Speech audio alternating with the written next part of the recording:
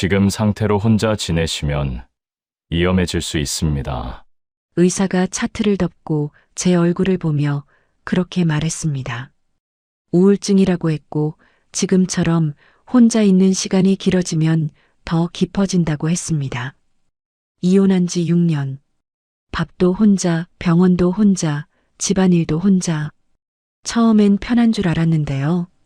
어느 순간부터는 하루가 통째로 꺼지는 날이 생기더군요.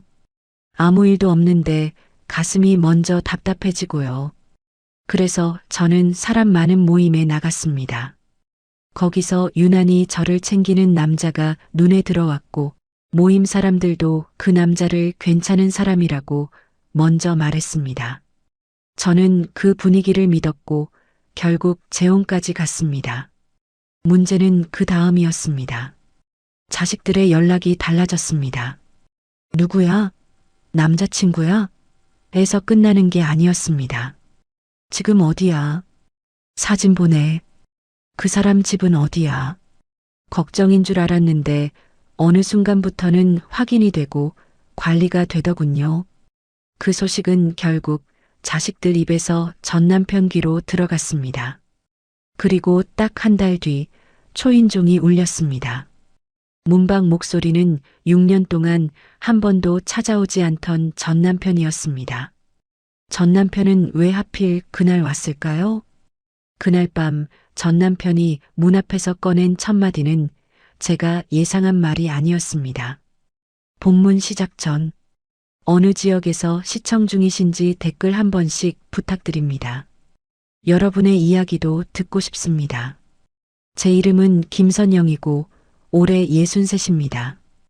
의사가 차트를 덮고 제 얼굴을 천천히 보더라고요. 그리고 한마디 했습니다. 지금 상태로 혼자 지내시면 위험해질 수 있다고요. 우울증이라는 단어가 나왔고 지금처럼 혼자 있는 시간이 길어지면 더 깊어진다는 말도 들었습니다. 저는 고개만 끄덕였어요. 그 말이 무슨 뜻인지 설명을 더 들을 필요는 없었죠. 복도로 나와서 처방전을 받았습니다. 봉투를 쥔 손에 힘이 들어가면서 종이가 구겨지더라고요. 엘리베이터를 기다리는데 거울에 제 얼굴이 비쳤어요. 낯설었습니다. 언제부터 이렇게 됐는지 몰랐죠. 집에 돌아와서 현관문을 열었습니다. 장바구니를 식탁 위에 내려놓고 냉장고 문을 열었다 닫았어요. 그냥 열었다 닫은 거였습니다. 뭘 꺼내려고 한 건 아니었죠. 밥솥은 켜놓았는데 젓가락을 들지 못했어요. TV를 틀었습니다. 웃음소리가 나왔는데 그게 더 공허하게 들리더라고요. 이혼한 지 6년째였습니다. 밥도 혼자, 병원도 혼자, 집안일도 전부 혼자였어요. 처음엔 편한 줄 알았습니다. 아무도 신경 안 써도 되고 눈치 안 보고 살 수 있다고 생각했죠. 그런데 어느 순간부터는 하루가 통째로 꺼지는 날이 생기더라고요. 아무 일도 없는데 가슴이 먼저 답답해졌습니다. 그게 뭔지 몰랐어요. 의사 말대로 처방약을 먹기 시작했습니다. 아침에 한 알, 저녁에 한 알이었죠. 그런데 약을 먹는다고 해서 하루가 달라지는 건 아니더라고요. 여전히 집은 조용했고 저는 그 조용함 속에서 숨만 쉬고 있었습니다. 그러던 어느 날 동네 게시판 앞을 지나가다가 종이 한 장을 봤어요. 문화센터에서 합창교실 모집한다는 안내였습니다. 저는 그 종이를 한참 보다가 접었다 펼쳤어요. 그리고 안내 데스크로 걸어갔죠. 직원이 물었습니다. 처음 오시냐고요? 저는 네 하고 대답했는데 목소리가 얇게 나왔어요. 신청서에 이름을 쓰는데 손이 떨렸습니다. 별거 아닌 일인데도 긴장이 되더라고요. 사람 많은 곳에 가는 게 얼마만인지 몰랐죠. 첫 수업은 다음 주 화요일 오후 2시였습니다. 집에 돌아와서 달력에 동그라미를 쳤어요. 그리고 그날까지 며칠이 남았는지 세어봤습니다. 이상하게 그 며칠이 길게 느껴졌어요. 화요일 아침이 왔습니다. 평소보다 일찍 일어났죠. 옷을 골라 입고 거울 앞에 섰는데 뭘 입어야 할지 몰랐어요. 너무 화려하면 이상하고 너무 수수하면 또 눈에 안 띌 것 같았습니다. 결국 그냥 평소 입던 옷을 입었어요. 문화센터에 도착했을 때는 10분 정도 일찍 도착했습니다. 강의실 앞 복도에서 사람들이 모여 서 있었어요. 다들 아는 사람끼리 웃으며 이야기하고 있었죠. 저는 그 옆을 지나 강의실 문 앞에 섰습니다. 문을 열고 들어가야 하는데 손이 잘 안 움직이더라고요. 그때 누군가 뒤에서 말을 걸었습니다. 처음 오셨냐고요. 저는 돌아봤어요. 50대 후반쯤 되어 보이는 남자였습니다. 네, 처음이에요 라고 대답했죠. 그분은 웃으면서 자기도 여기 온 지 석 달 됐다고 편하게 들어가시라고 했어요. 그래서 저는 그제야 문을 열고 들어갔습니다. 강의실 안은 이미 사람들로 반쯤 차 있었어요. 의자를 찾아서 앉으려는데 어디에 앉아야 할지 몰랐습니다. 앞쪽은 다 차 있었고 뒤쪽은 너무 멀어 보였죠. 그때 아까 그 남자가 옆자리를 손으로 가리키더라고요. 여기 앉으시라고요. 저는 감사하다고 말하고 앉았습니다. 그분은 본인 이름이 최도훈이라고 반갑다고 했어요. 저도 김선영이라고 말했죠. 도훈 씨는 수업 시작 전까지 이것저것 설명해 줬습니다. 여기 선생님은 어떤 분이고 수업은 어떻게 진행되고 쉬는 시간에 뭘 하는지요. 수업이 시작됐습니다. 선생님이 들어오고 사람들이 일어나서 인사했어요. 저도 따라 일어났죠. 발성 연습부터 시작했는데 제 목소리가 어색하게 들렸습니다. 옆 사람들 목소리는 크고 또렷한데 제 목소리만 작게 나오더라고요. 그런데 신기한 일이 있었습니다. 1시간쯤 지나니까 목에서 소리가 조금씩 나오기 시작했어요. 처음엔 떨렸는데 나중엔 좀 편해졌죠. 노래를 부르는 건 오랜만이었습니다. 언제 마지막으로 노래를 불렀는지 기억도 안 났어요. 수업이 끝나고 사람들이 우르르 나갔습니다. 저도 가방을 챙겨서 일어났는데 도훈 씨가 물을 한 병 건네더라고요. 목마르시죠? 라고요. 저는 두 손으로 받았습니다. 거절할 틈이 없었어요. 복도에 나왔을 때 도훈 씨가 자연스럽게 제 옆을 걸었습니다. 집 방향이 어디냐고 물었죠. 저는 그냥 이쪽이라고만 대답했어요. 그랬더니 도훈 씨는 본인도 그쪽이라고 같이 가자고 했습니다. 버스 정류장까지 걸어가는데 다른 모임 사람들도 같이 나왔어요. 그분들이 도훈 씨를 보고 웃으면서 말했습니다. 저분은 원래 살뜰하다고요. 누구한테든 잘해준다고요. 저는 그 말이 이상하게 안심이 되더라고요. 나쁜 사람은 아니구나 싶었습니다. 집에 돌아와서 가방을 내려놓고 앉았습니다. 휴대폰을 봤는데 단톡방 알림이 와 있었어요. 합창교실 단톡방이었죠. 누군가 김선영님 환영합니다. 라고 적었고 이모지가 여러 개 달려 있었습니다. 저는 그 화면을 한참 보다가 손가락으로 문질렀어요. 그리고 멈췄습니다. 혼자였던 리듬에 누군가의 시선이 들어온 첫날이었습니다. 그게 좋은 건지 불편한 건지는 아직 몰랐죠. 그런데 한 가지는 확실했어요.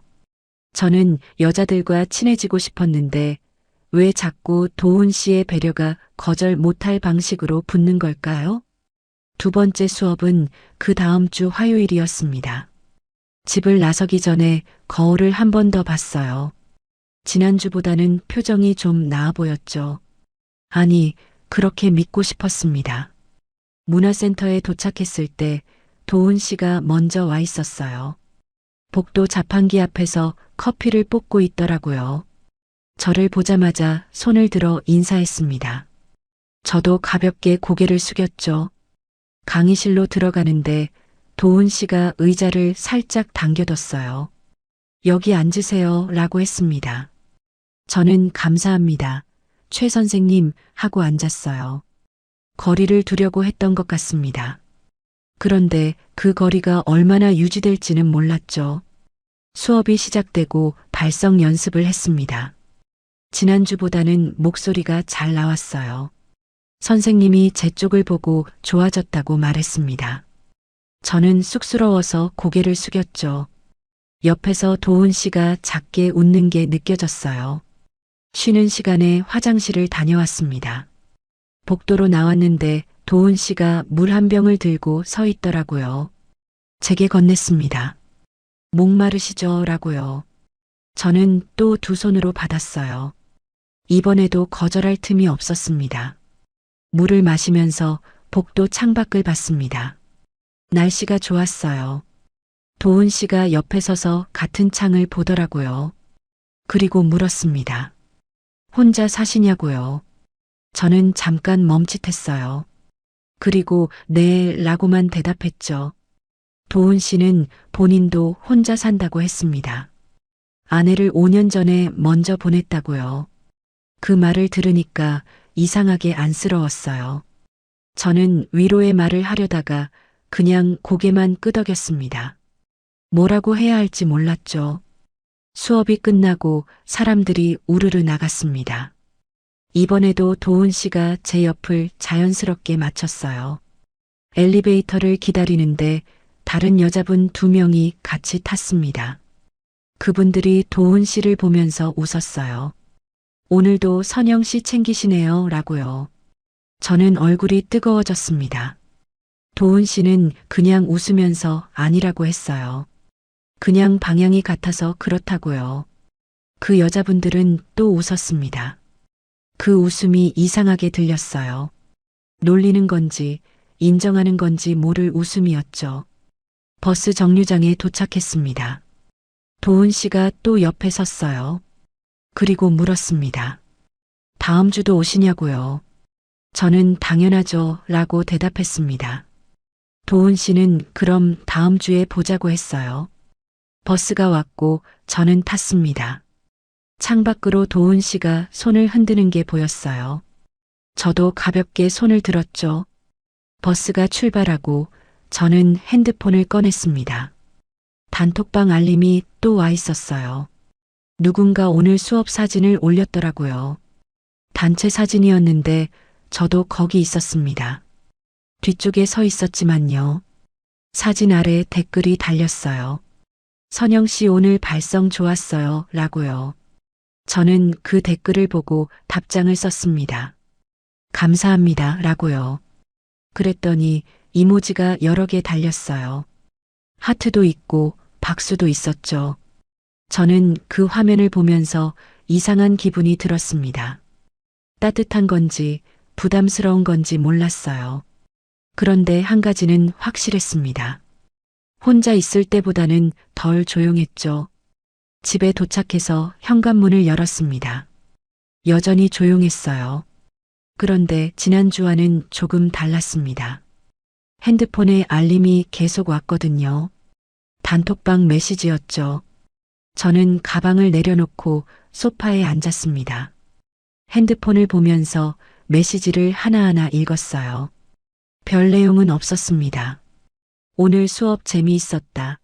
다음 주에 또 보자. 그런 말들이었죠. 그런데 저는 그 메시지들을 다 읽었습니다. 하나도 빠뜨리지 않고요.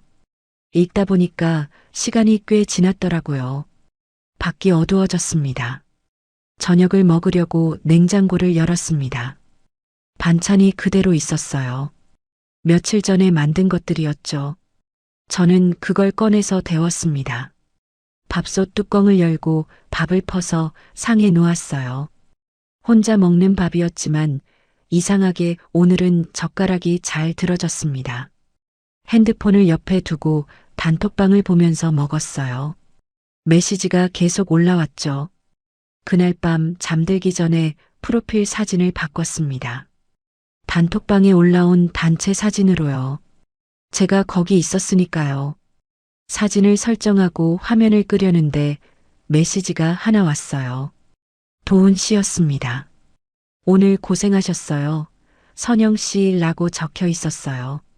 저는 그 메시지를 보고 답장을 쓰려다가 멈췄습니다. 뭐라고 써야 할지 몰랐죠.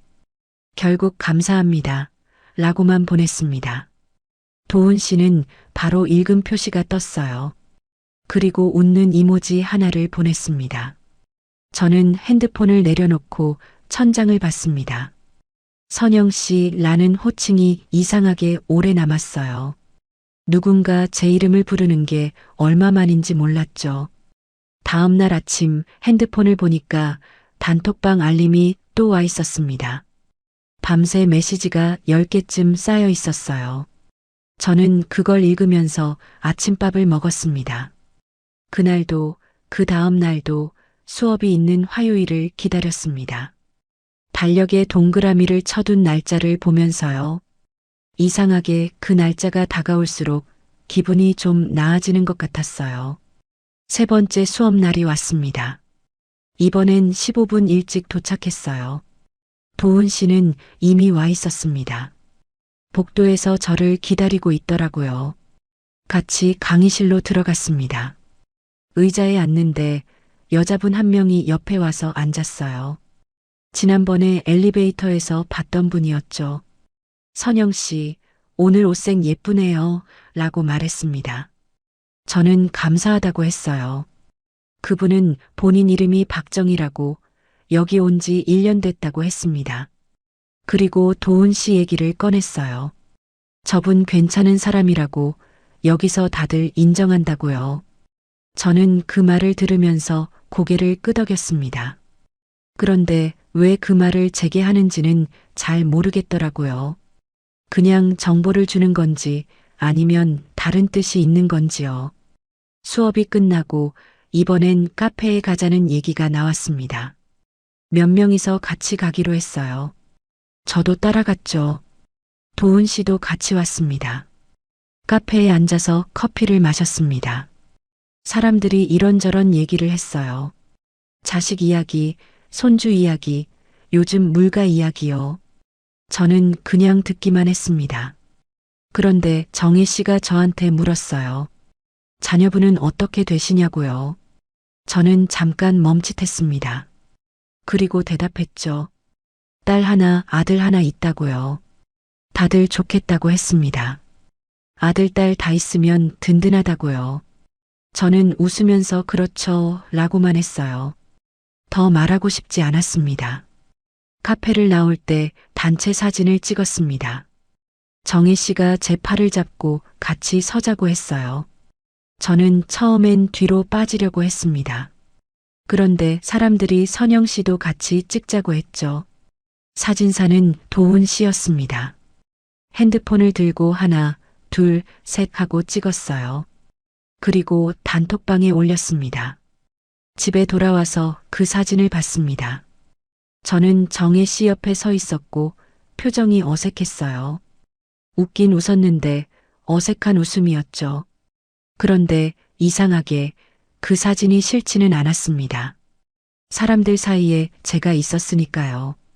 저는 그 사진을 프로필로 설정했어요. 혼자 찍은 사진이 아니라 누군가와 함께 있는 사진이었죠. 밤에 도훈 씨한테서 메시지가 왔습니다. 오늘 사진 잘 나왔어요. 선영 씨라고요. 저는 답장을 보냈습니다. 감사합니다. 도훈 씨라고요.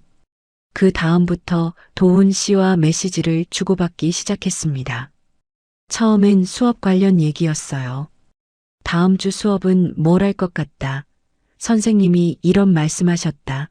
그런 내용들이었죠. 그런데 점점 다른 얘기도 섞이기 시작했습니다. 오늘 날씨가 좋다. 저녁은 뭐 드셨냐. 그런 일상적인 말들이요. 저는 그 메시지들에 답장을 했어요. 짧게 간단하게요. 어느 날 도훈 씨가 물었습니다. 주말에 시간 되시냐고요. 같이 공원 산책이라도 하자고요. 저는 그 메시지를 보고 한참 생각했습니다. 괜찮을까 싶었어요. 모임에서 만나는 건 괜찮았는데 둘이서 만나는 건 다른 문제였죠. 그런데 거절할 이유도 딱히 없었습니다. 결국 좋아요 라고 답장을 보냈습니다. 도훈 씨는 바로 답장을 보냈어요. 어디서 만날지, 몇 시에 만날지 물었습니다. 토요일 오후 3시 동네 공원 입구에서 만나기로 했습니다. 저는 그날까지 며칠을 세웠어요. 긴장됐습니다.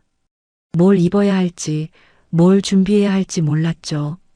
토요일이 왔습니다. 옷을 여러 벌 꺼내서 입어봤어요.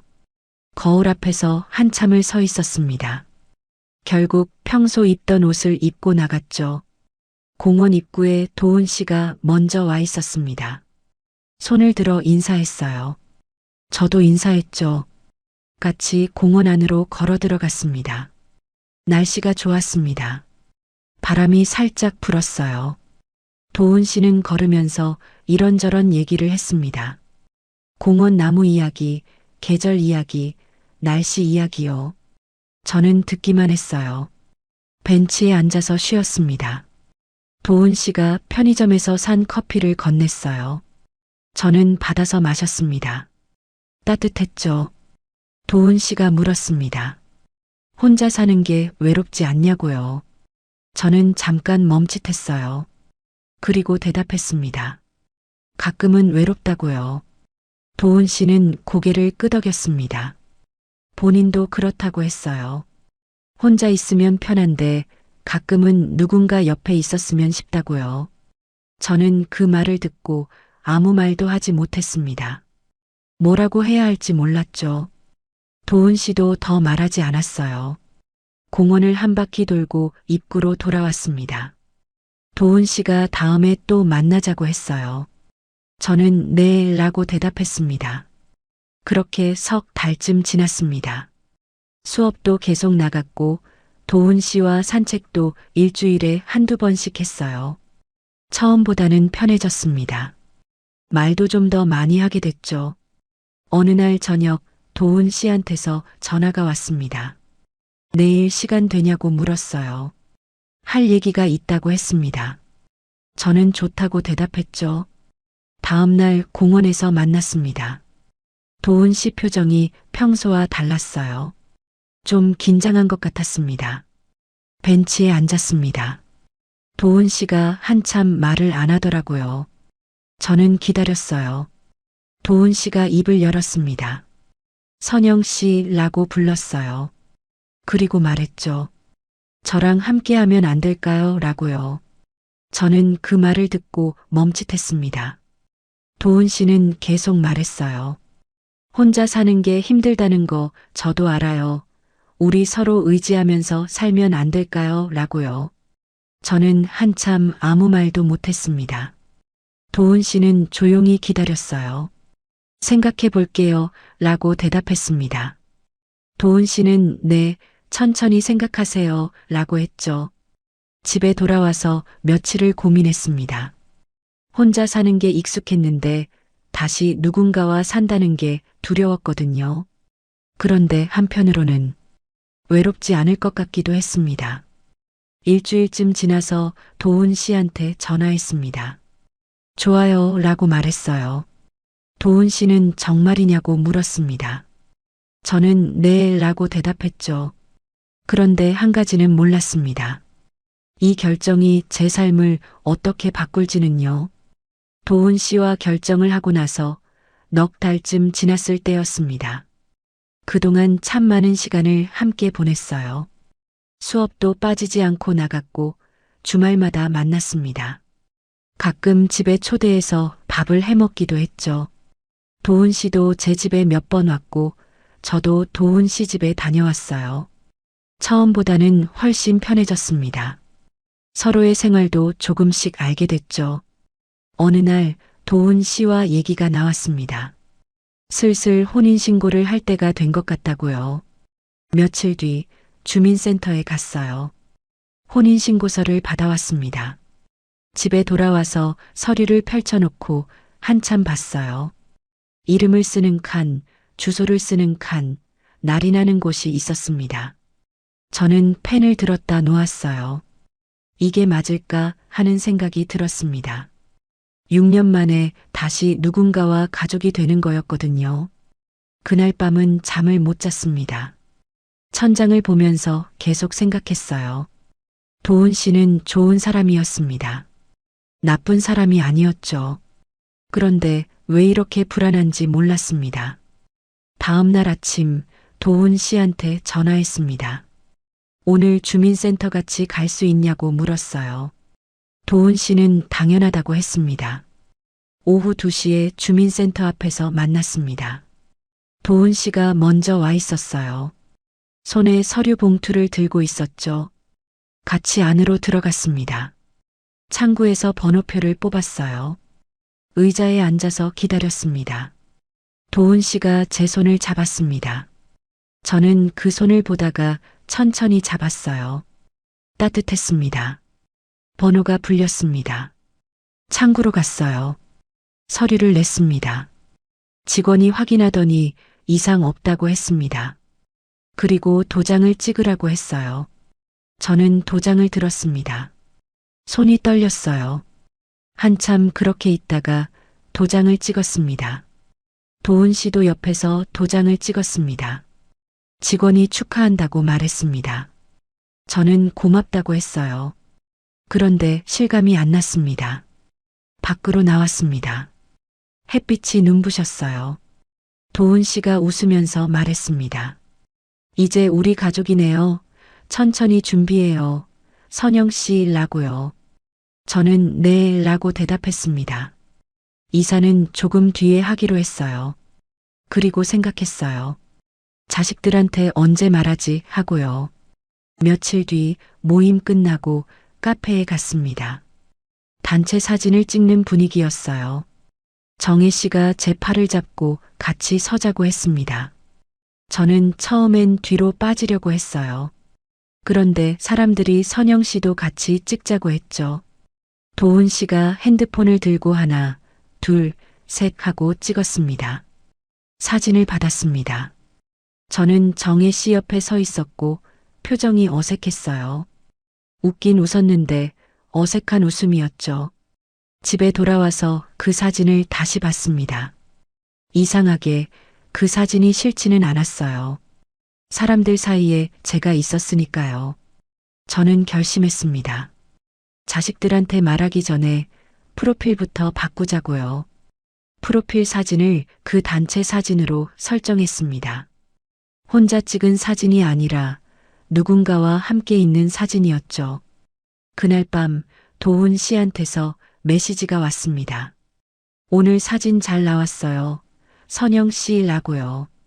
저는 답장을 보냈습니다. 감사합니다. 도훈 씨라고요.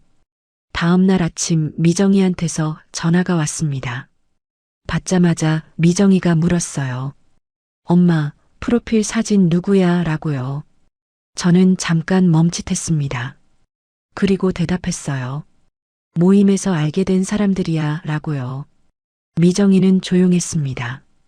그리고 물었어요. 남자 있어 라고요. 저는 뭐라고 해야 할지 몰랐습니다. 결국 말했죠. 응, 있어 라고요. 미정이가 물었습니다. 남자친구야 라고요. 저는 대답했습니다. 아니, 재혼했어 라고요. 미정이가 한참 아무 말도 안 하더라고요. 저는 기다렸습니다. 미정이가 말했어요. 엄마, 그런 건 먼저 말했어야지 라고요. 미정아 라고 불렀는데 미정이가 말을 이었습니다. 엄마 나이에 그런 거 조심해야 한다고. 요즘 이상한 사람 많다고요. 저는 도훈 씨는 좋은 사람이라고 말했습니다. 미정이는 한숨을 쉬었어요. 그리고 전화를 끊었습니다. 그날 오후 준호한테서도 전화가 왔습니다. 준호는 미정이보다 더 직접적이었어요. 엄마 재혼했어 라고 바로 물었습니다. 저는 응 이라고 대답했어요. 준호가 한참 조용하더니 말했습니다. 어머니, 이런 거 함부로 하시면 안 돼요 라고요. 어머니. 준호가 저를 어머니라고 불렀습니다.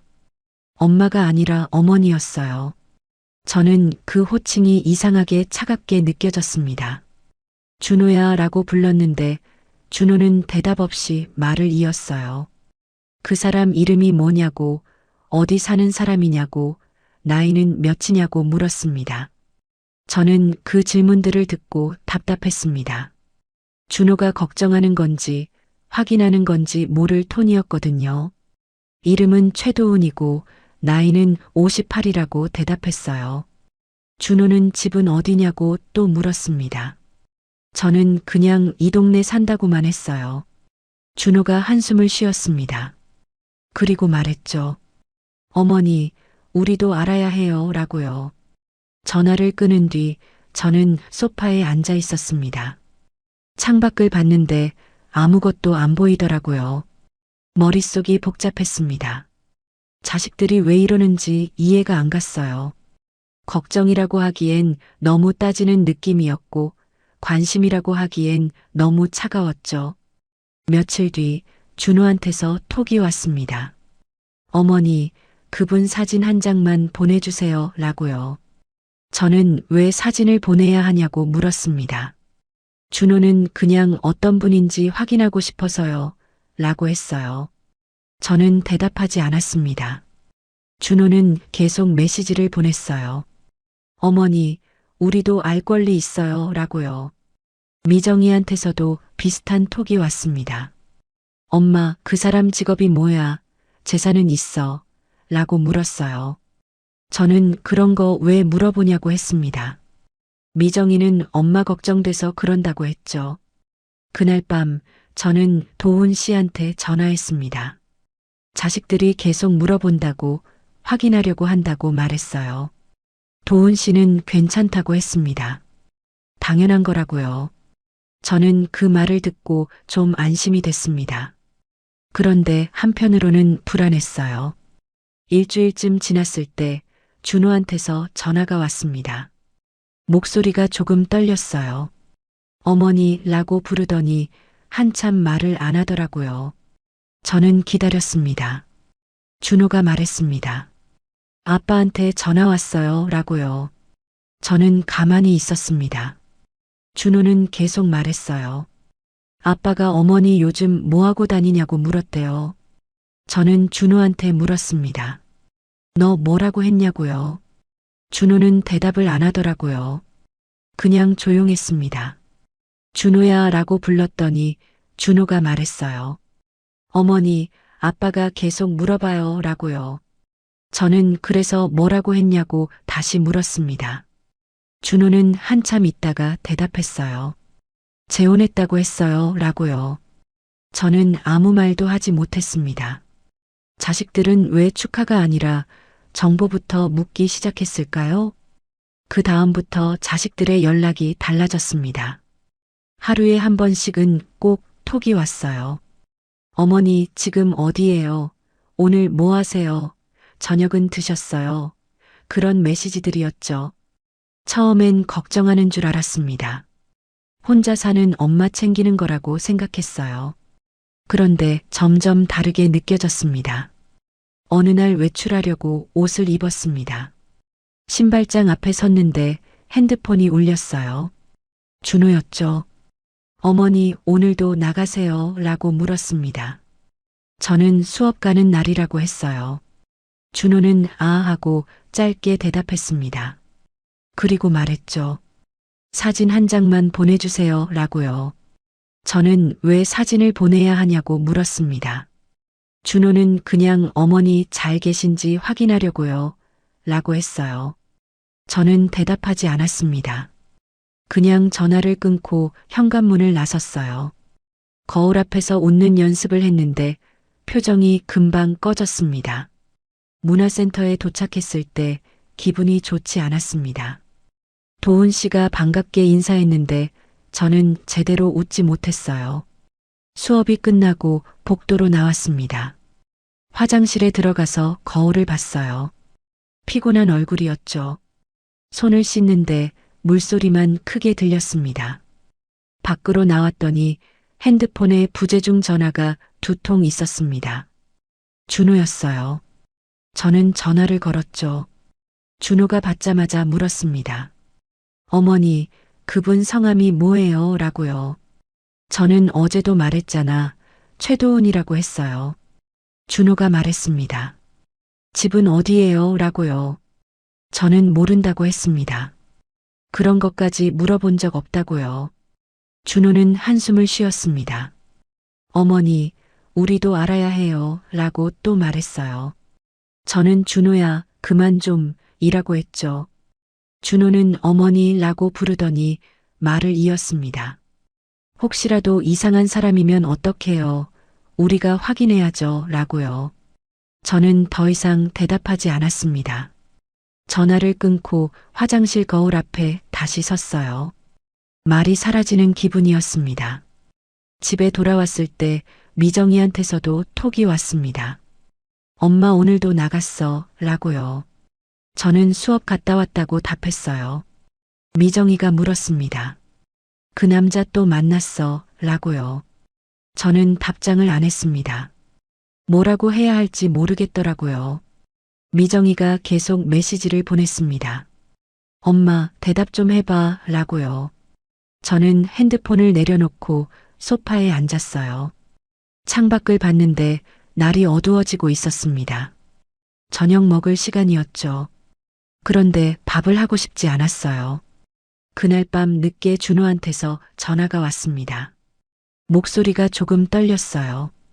어머니라고 부르더니 한참 말을 안 하더라고요. 저는 기다렸습니다. 준호가 말했습니다. 아빠한테 전화 왔어요. 라고요. 저는 가만히 있었습니다. 준호는 계속 말했어요. 아빠가 어머니 요즘 뭐하고 다니냐고 또 물었대요. 저는 준호한테 물었습니다. 너 뭐라고 했냐고요. 준호는 대답을 안 하더라고요. 그냥 조용했습니다. 준호야 라고 불렀더니 준호가 말했어요. 어머니, 아빠가 계속 물어봐요. 라고요. 저는 그래서 뭐라고 했냐고 다시 물었습니다. 준호는 한참 있다가 대답했어요. 모임 다닌다고 했어요. 라고요. 저는 아무 말도 하지 못했습니다. 준호가 말을 이었어요. 어머니, 아빠가 그러는데 어머니 뭐해? 라고요. 그 순간 저는 알았습니다. 태수가 자식을 통해서 저를 확인하고 있다는 걸요. 직접 전화하지 않고 자식 입을 먼저 빌린 겁니다. 저는 준호한테 말했습니다. 아빠한테 아무 말도 하지 마. 라고요. 준호는 어머니라고 불렀는데 저는 전화를 끊었어요. 며칠 뒤 미정이한테서도 비슷한 전화가 왔습니다. 아빠가 또 전화했대요. 이번엔 엄마 남자친구 이름이 뭐냐고 물었답니다. 미정이는 모른다고 했대요. 그런데 태수가 계속 물었답니다. 사진 본 적 있냐고, 어떻게 생긴 사람이냐고요. 미정이는 울먹이면서 말했어요. 엄마, 나 어떻게 라고요. 저는 미정이한테 말했습니다. 아빠 전화 받지 마 라고요. 미정이는 엄마 그게 말이 돼 라고 했습니다. 저는 대답하지 않았어요. 전화를 끊고 주방에 섰습니다. 숟가락을 들었다 놓았어요. 자식들이 중간에 끼었습니다. 태수와 저 사이에서 말을 전하는 역할이 된 거죠. 그게 자식들을 힘들게 만들고 있었어요. 일주일쯤 더 지났을 때 수업을 마치고 집에 오는 길이었습니다. 버스에 앉아서 핸드폰을 봤는데 준호한테서 톡이 와 있었어요. 어머니, 지금 어디예요? 라고요. 저는 집에 가는 중이라고 답했습니다. 준호가 물었어요. 혼자예요? 라고요. 저는 그 질문을 보고 손이 떨렸습니다. 혼자냐고 묻는다는 건 누구랑 같이 있는지 확인하는 거였거든요. 네, 혼자예요. 라고 답했습니다. 준호는 읽은 표시만 남기고 답장을 안 했어요. 집에 도착해서 현관문을 열었습니다. 신발을 벗는데 핸드폰이 울렸어요. 미정이었죠. 받았더니 미정이가 울고 있었습니다. 엄마라고 부르는 목소리가 떨렸어요. 저는 왜 우냐고 물었습니다. 미정이가 말했어요. 아빠가 자꾸 전화해서 물어봐. 엄마 요즘 어떻게 지내냐고, 누구 만나냐고요. 저는 미정아라고 불렀습니다. 미정이는 계속 울면서 말했어요. 엄마, 나 어떻게 아빠한테 거짓말할 수도 없고 엄마한테 말하기도 그렇고요. 저는 그 순간 알았습니다. 제가 자식들을 힘들게 만들고 있다는 걸요. 아니, 정확히는 태수가 자식들을 이용해서 저를 관리하고 있다는 걸요.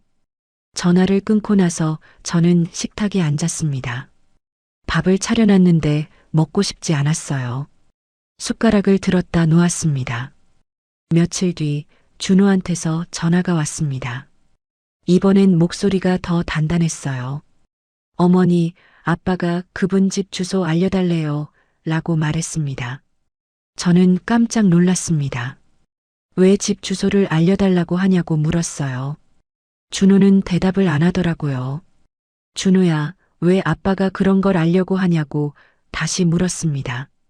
준호는 한참 조용하더니 말했어요. 어머니, 아빠가 확인하고 싶대요. 라고요. 저는 뭘 확인하냐고 물었습니다. 준호는 그냥 그분이 어떤 사람인지요. 라고 했어요.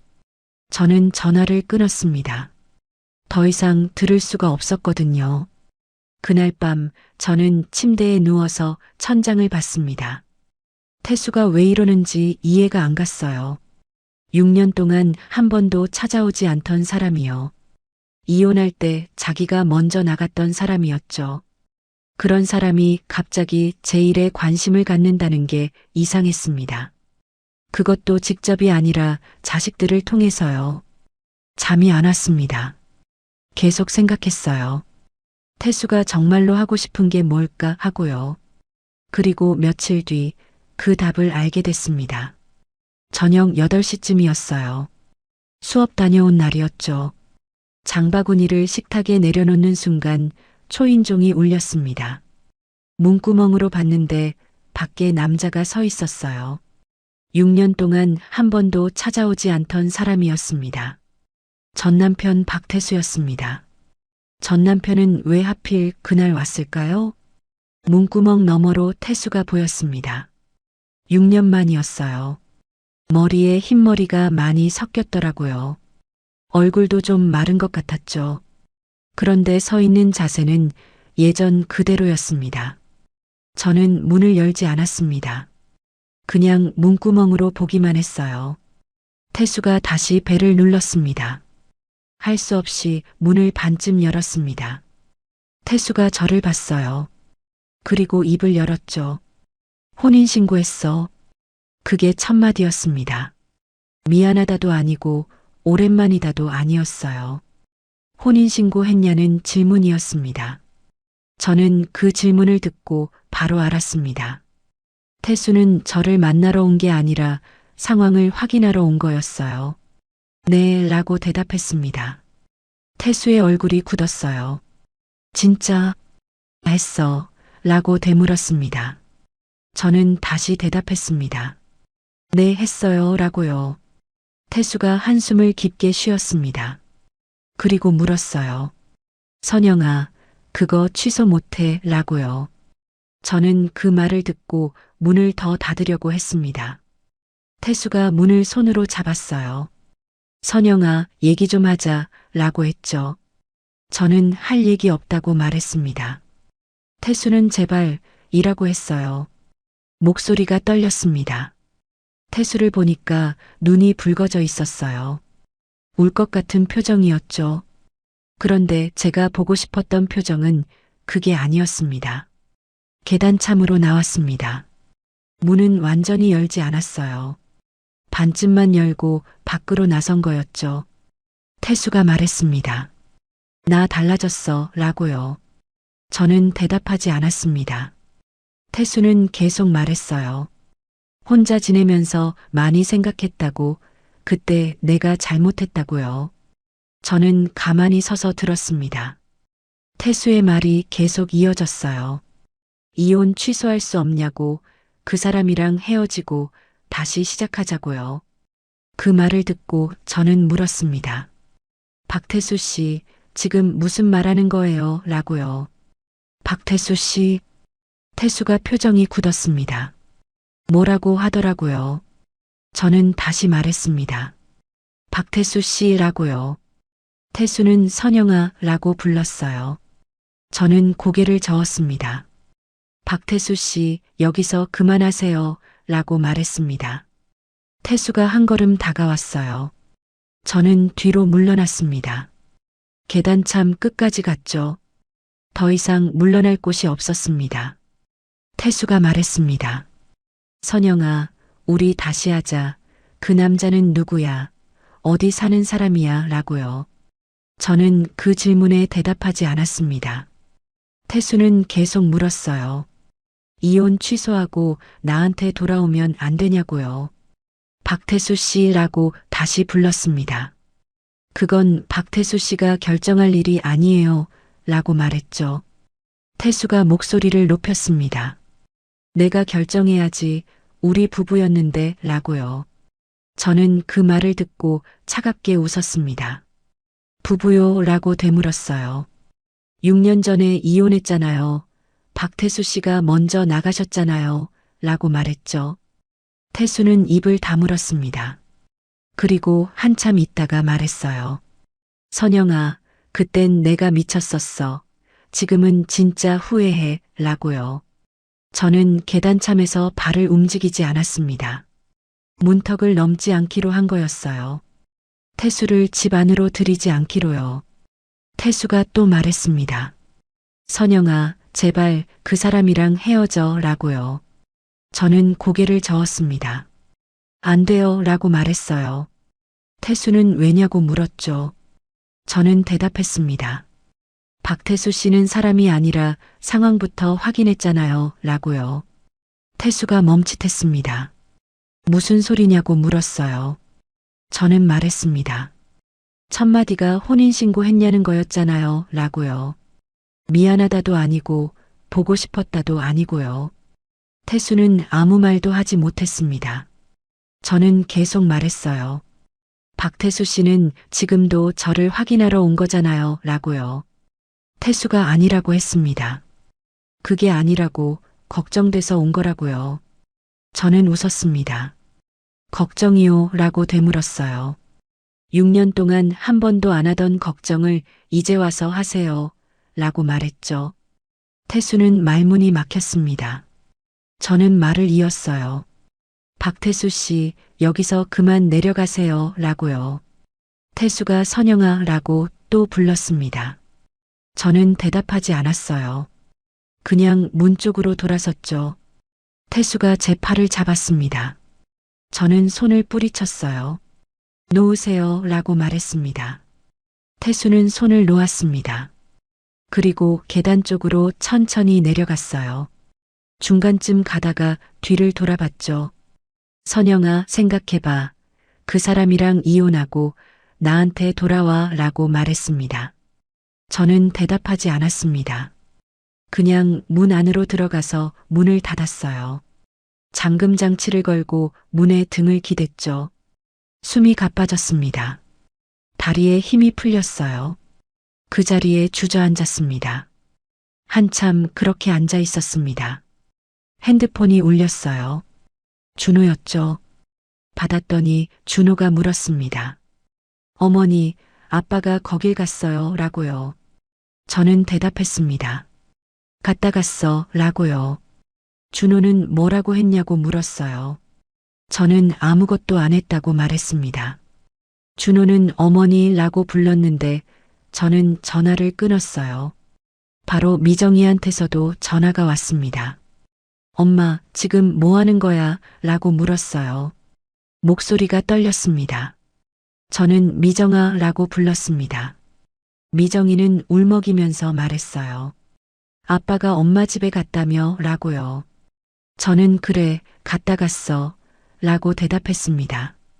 미정이가 물었어요. 왜 문 열어줬어? 라고요. 저는 문 안 열어줬다고 했습니다. 계단참에서 얘기하고 보냈다고요. 미정이는 한참 조용하더니 말했습니다. 엄마, 왜 이래? 라고요.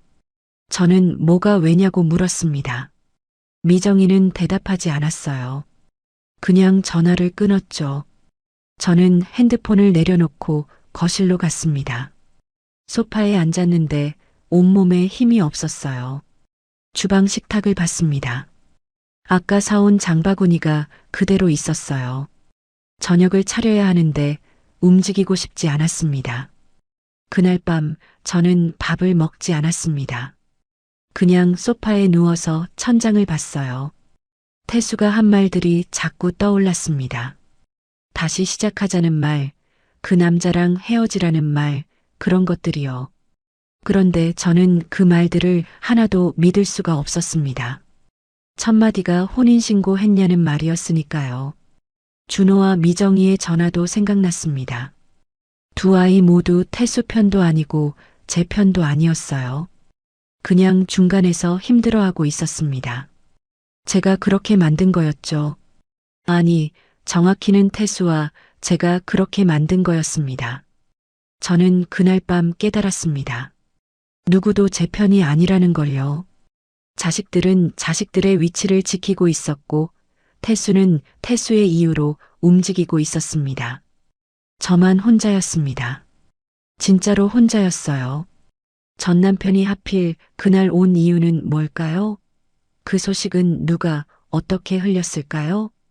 태수가 다녀간 다음 날 저는 주민센터에 갔습니다. 상담 예약을 잡았어요. 무슨 상담이냐고 물으니까 그냥 생활 관련이라고 대답했죠. 창구에 앉아서 직원을 기다렸습니다. 주변에 사람들이 많았어요.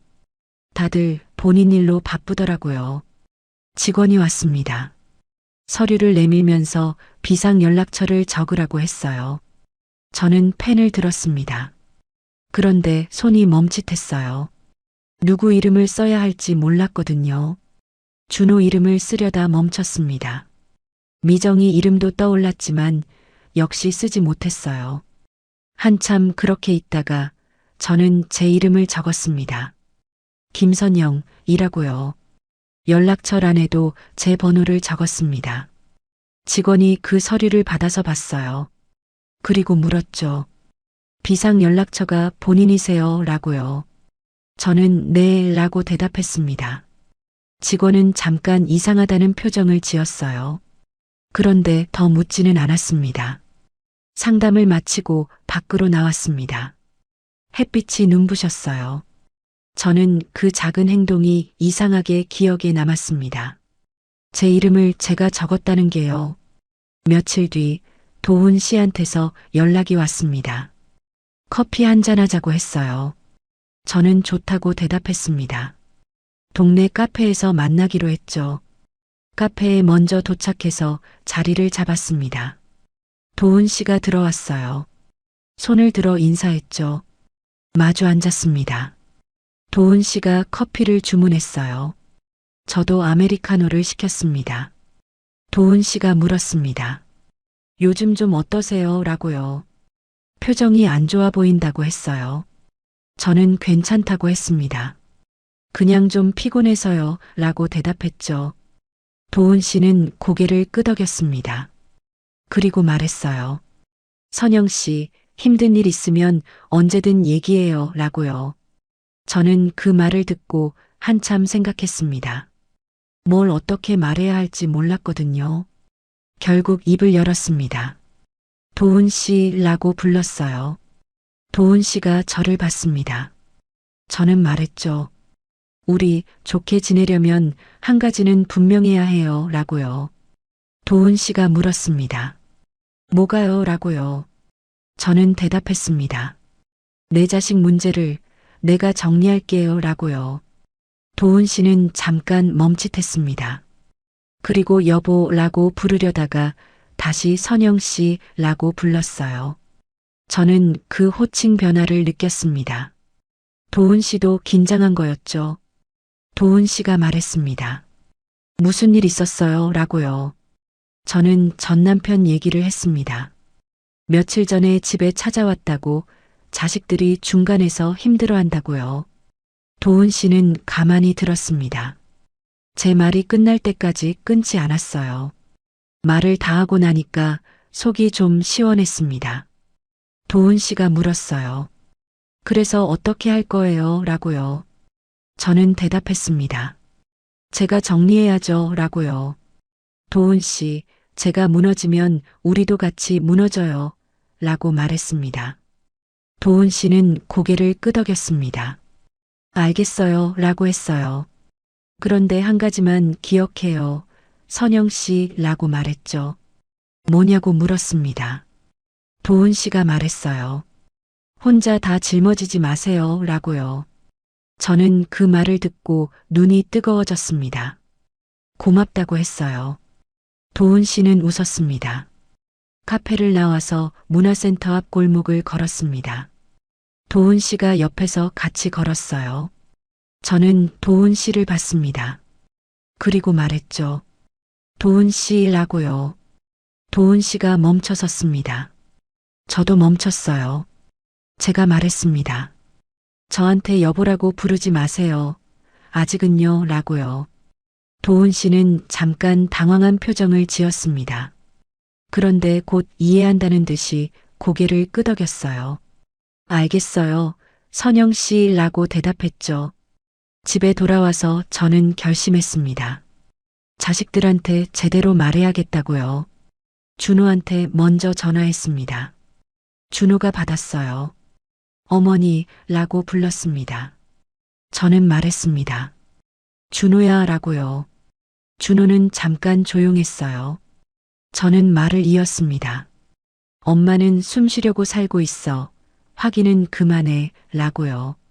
준호가 어머니라고 다시 불렀습니다. 저는 말했어요.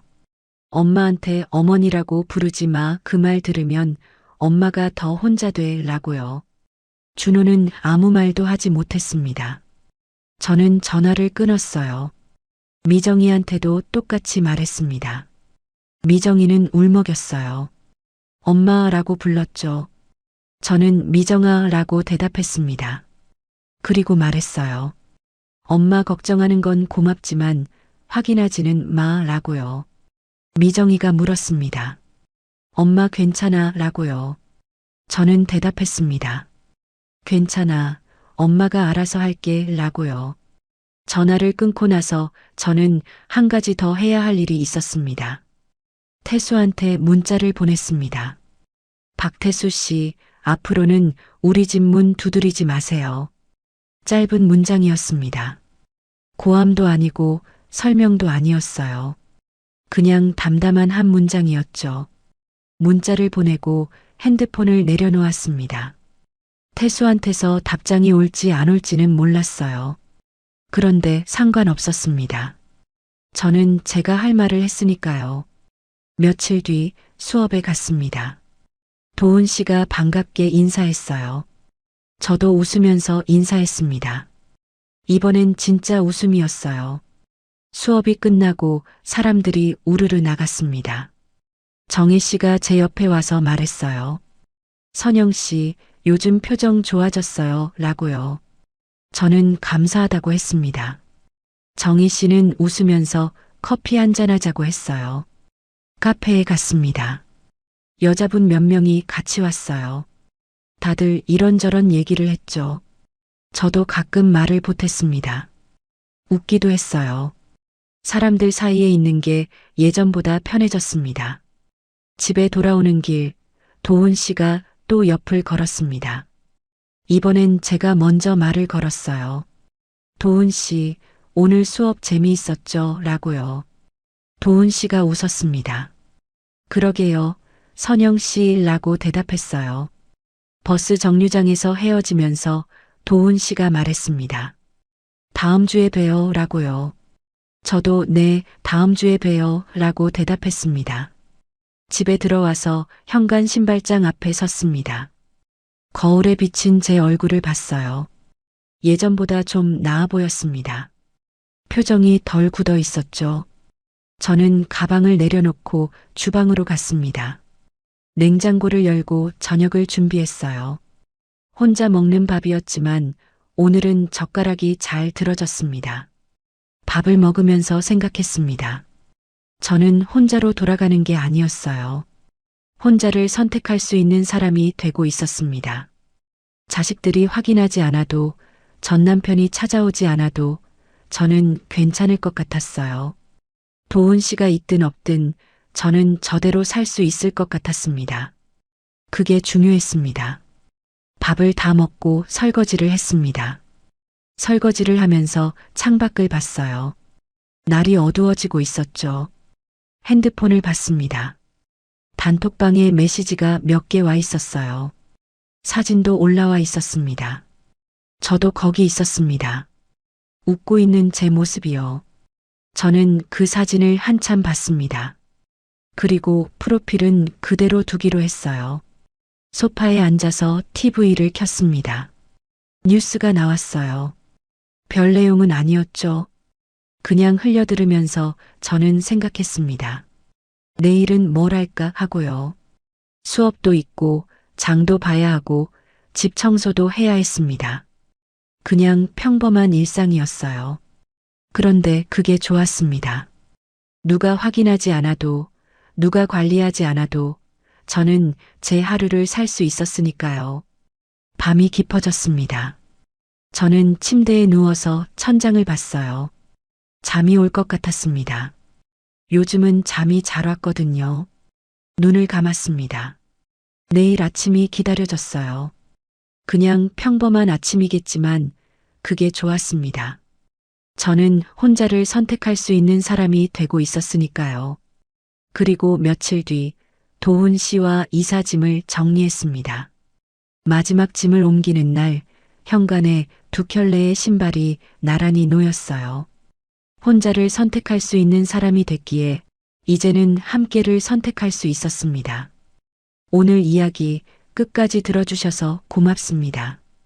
구독해 두시면 다음 사연도 과장 없이 있는 그대로 더 친절하게 들려드릴게요. 끝까지 보신 분들은 지금 화면 왼쪽 재생 목록부터 눌러서 같은 흐름의 사연들을 이어서 보세요. 그리고 오른쪽 추천 영상은 이 지옥이 시작된 첫 단추가 더 선명하게 나옵니다. 지금 바로 하나만 눌러주시면 그대로 이어집니다.